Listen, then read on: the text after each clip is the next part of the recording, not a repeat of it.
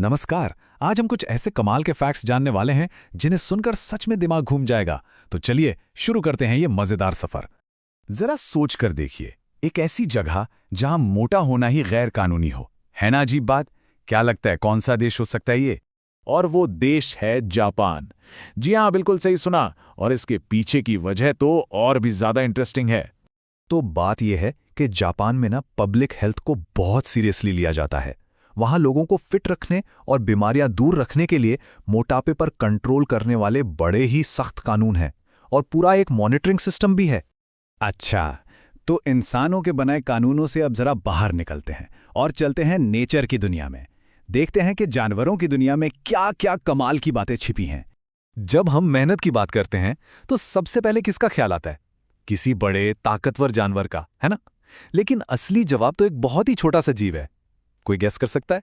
और वो है चींटी। जी हाँ, ये नन्ही सी चींटी। और ये हमें टीम वर्क और डेडिकेशन का एक बहुत बड़ा लेसन सिखाती है। पता है क्यों? क्योंकि चींटियां कभी अकेली नहीं होती। वो हमेशा एक टीम में एक साथ मिलकर काम करती हैं, वो भी बिना रुके, लगातार। बस यही एकता और लगन उन्हें सबसे मेहनती बनाती हैं। चलिए अब जानवरों की दुनिया से वापस आते हैं इंसानों की दुनिया में। हमें लगता है कि हम अपने बारे में तो सब कुछ जानते ही हैं, पर कुछ बातें ऐसी हैं जो हमें भी चौंका सकती हैं। अक्सर ये सुनने में आता है कि टीनेज के बाद हमारा दिमाग बढ़ना बंद हो जाता है, पर क्या ये बात पूरी तरह सच है?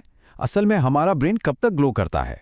सुनकर शायद यकीन ना हो, पर सही जवाब है 40 साल। जी हाँ, पूरे 40 साल की उम्र तक।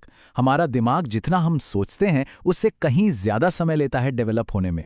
और ये ग्रोथ सिर्फ साइज की नहीं होती।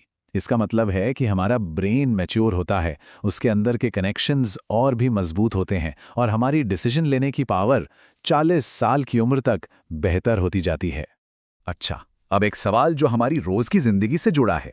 हम सब हर दिन नोट इस्तेमाल करते हैं, पर क्या कभी किसी ने गौर किया है कि ऐसा कौन सा नोट है जिस पर गांधी जी की फोटो नहीं होती? और इसका जवाब है 1 रुपए का नोट। जी हाँ, ये नोट बाकी सभी नोटों से काफी अलग है और इसके पीछे एक इंटरेस्टिंग वजह भी है। देखिए, 1 रुपए का नोट सीधा गवर्नमेंट ऑफ इंडिया जारी करती है, जबकि बाकी सारे note reserve bank of India मतलब आरबीआई जारी करता है।